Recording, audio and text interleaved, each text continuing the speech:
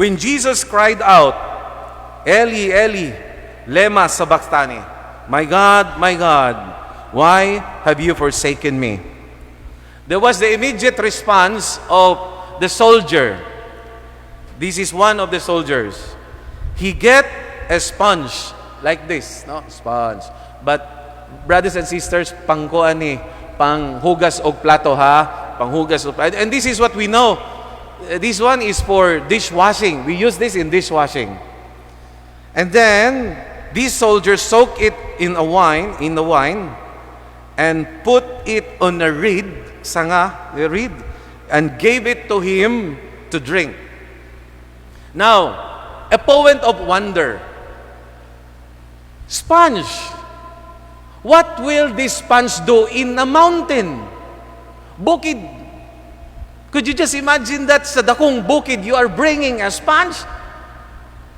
What is the use of that? Here in the Philippines, the use of this is dishwashing.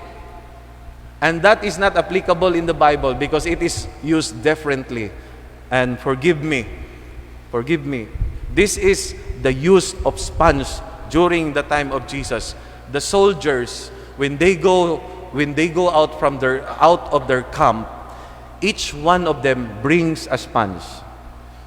Kay kung malibang sila, kani ang ilang giilo. Muna'y purpose. Kay mag-unsa man ka, lang alang maghugas ka dito plato anang dakong bukid. Wala. You can research this. You can open your Google and look at it in their toilet. Every soldier has this. So when you go to CR, mo ni ang imong giilo. Wala man sila'y pakaw sa mais.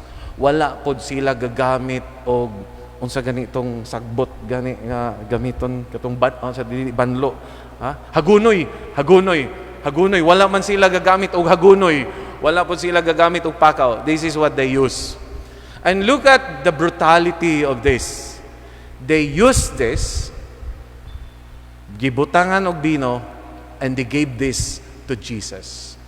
Look at how the insult, the very, very painful reality of the insult Jesus had to endure.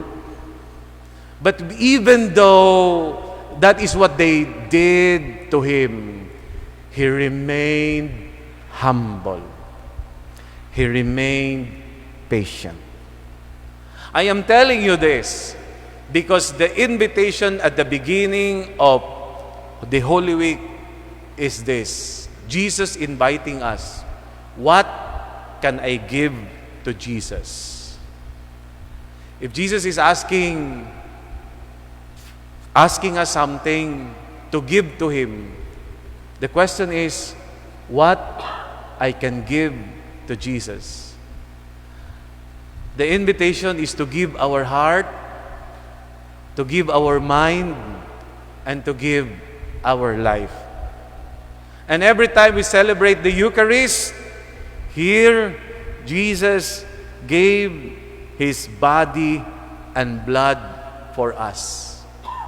We receive Him in communion, His body and blood in the communion. He becomes part of us.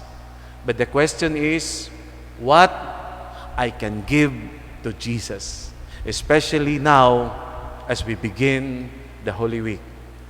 Brothers and sisters, I pray that truly, we can give our best to Christ. We can give our very, very best to Christ in this time of the Holy Week and beyond. Amen. Amen. Please stand.